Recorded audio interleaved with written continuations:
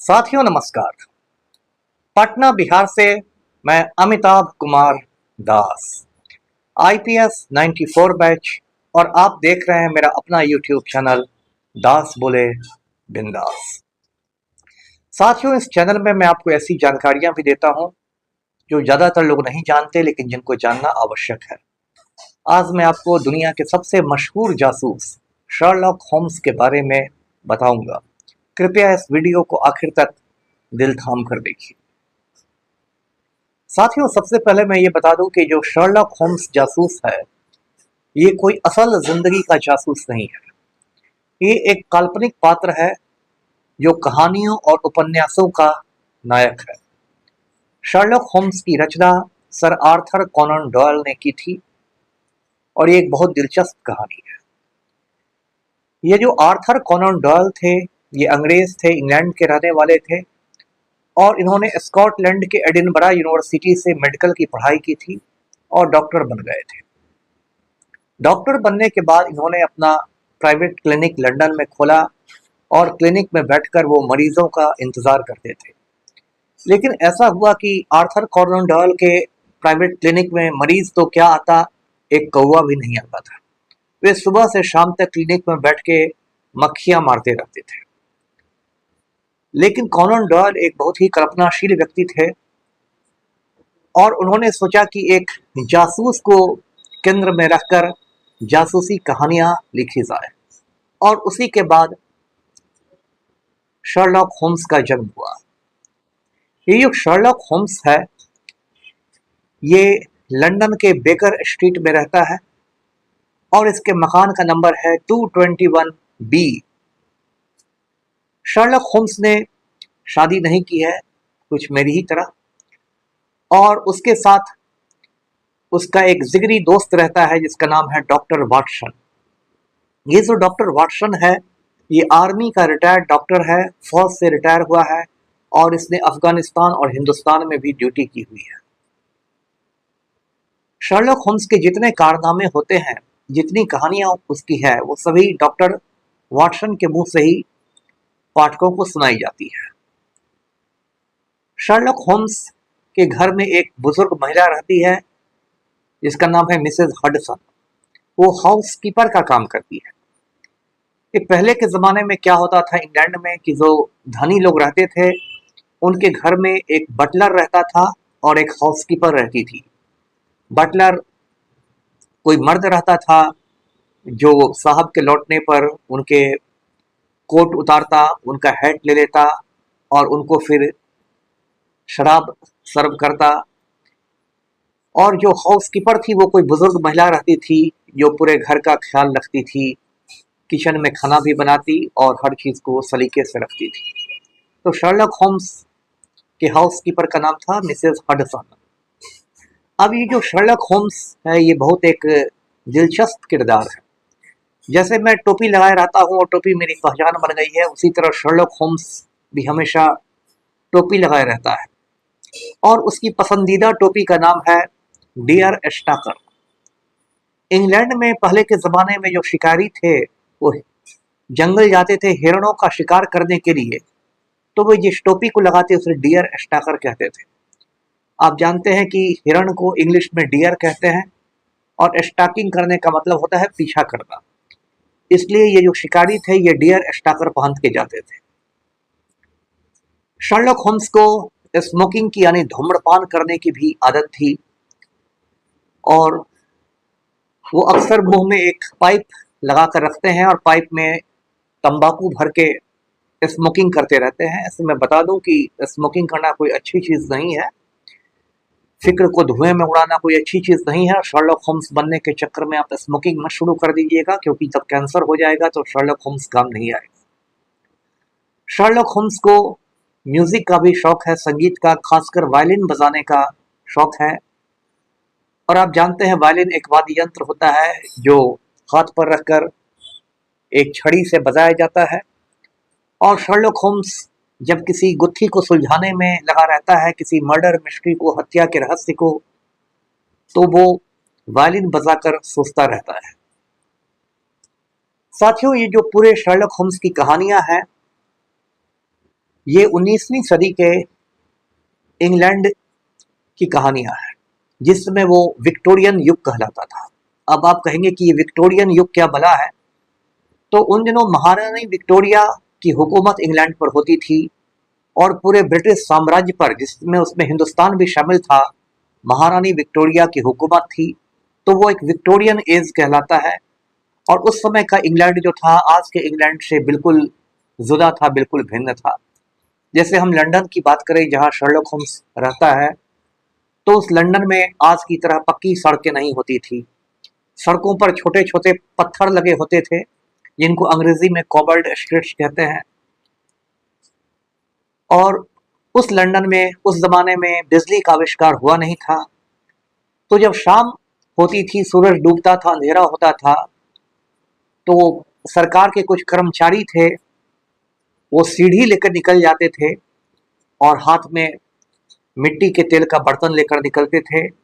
और जगह जगह जो स्ट्रीट लाइट रहता था, जिस पर आजकल बिजली जलती है, उस स्ट्रीट लाइट पर सीढ़ी लगा के चढ़ते थे, उसमें मिट्टी का तेल भरते थे और फिर उसको जलाते थे। जैसे दिवाली में हम लोग दिए जलाते हैं, कुछ उसी तरह से मिट्टी का तेल रात भर जलता रहता था सुबह होने तक लंदन की सड़कों पर। उस समय एक और अजूबी बात थी कि उस समय कारों का आविष्कार नहीं हुआ था, आज की तरह कार जीप नहीं हुआ करते थे।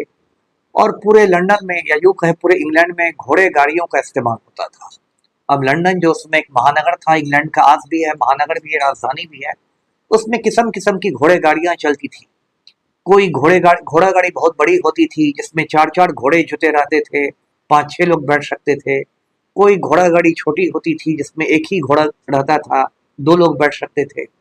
जो शर्लक होम्स की पसंदीदा घोड़ा गाड़ी थी, उसमें एक घोड़ा रहता था और 2 लोग बैठते थे, शर्लक होम्स और वाटसन बैठ जाते थे। और जो उसका कोचवान होता था, जो गाड़ीवान होता था, वो पीछे में खड़ा होकर चलाता था। इस घोड़े गाड़ी को हैंसम कहते थे। तो ये शर्लक होम्स का पसंदीदा घोड़ा गाड़ी था। और घोड़ा गाड़ी को, जैसे आजकल टैक्सी को लोग कैब कहते हैं, उस जमाने में घोड़े गाड़ी को भी कैब करके बुलाया जाता था। साथियों, शर्लक होम्स का एक बहुत नजदीकी दोस्त था। वो स्कॉटलैंड यार्ड में इंस्पेक्टर था और उसका नाम था इंस्पेक्टर लेस्ट्राड। आप जानते हैं कि लंदन की पुलिस को स्कॉटलैंड यार्ड कहते हैं। और इंस्पेक्टर लेस्ट्राड एक शरीफ और ईमानदार पुलिस ऑफिसर था।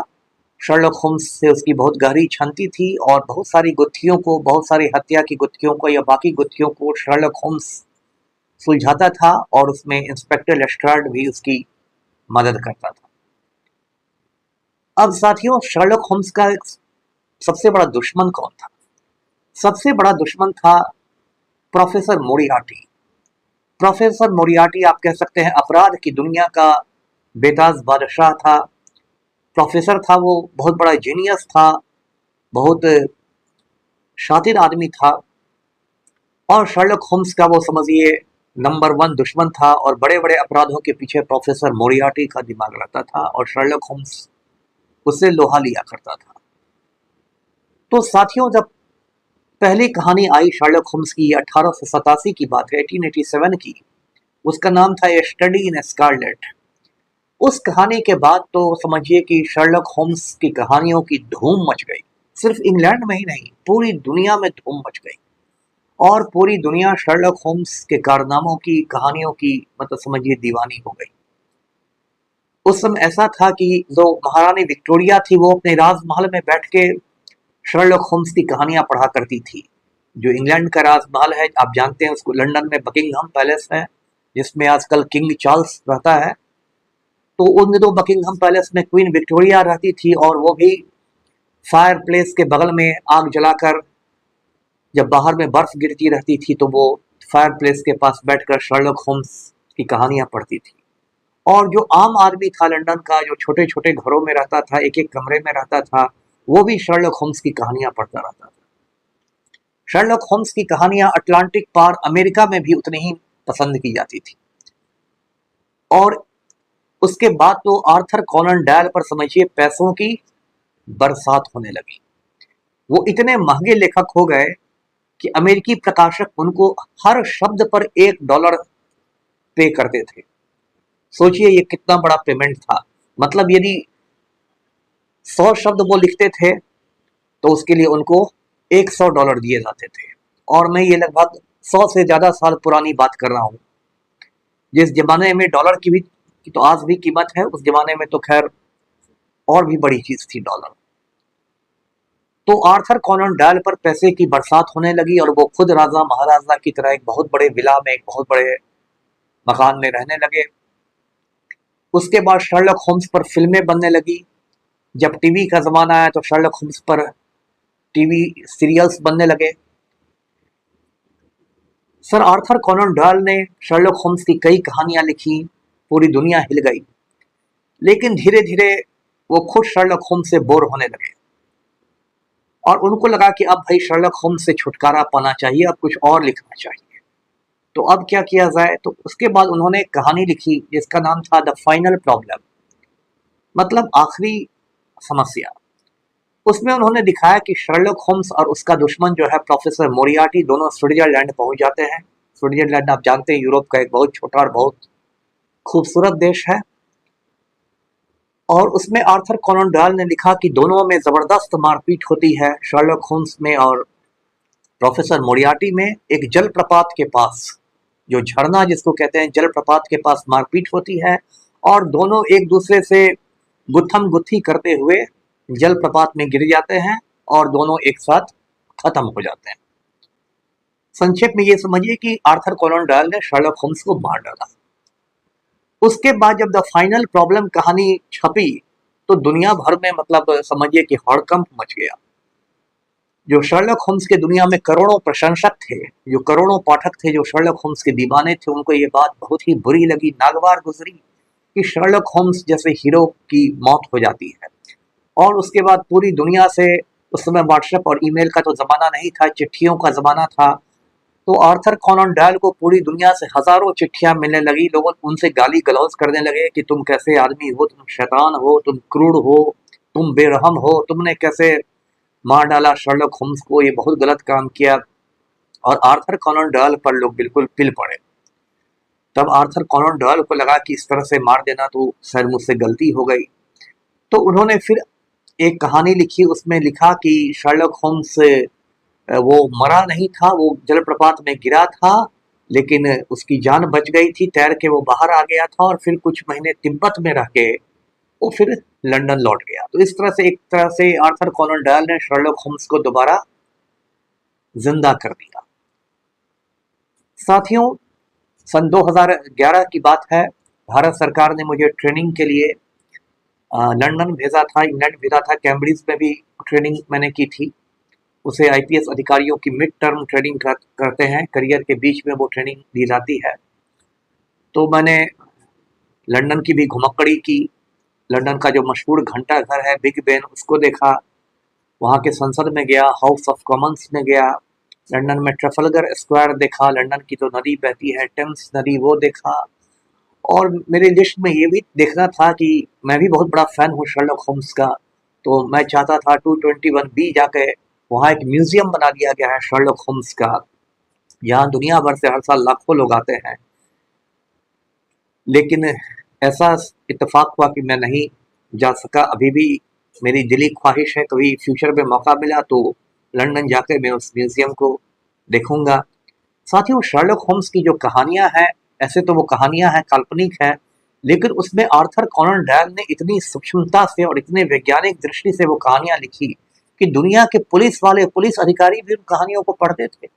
और उन कहानियों का, शर्लक होम्स के कारनामों का दुनिया में जो पुलिस की तफ्तीश होती है, पुलिस का जो अनुसंधान होता है, उस पर असर पड़ा।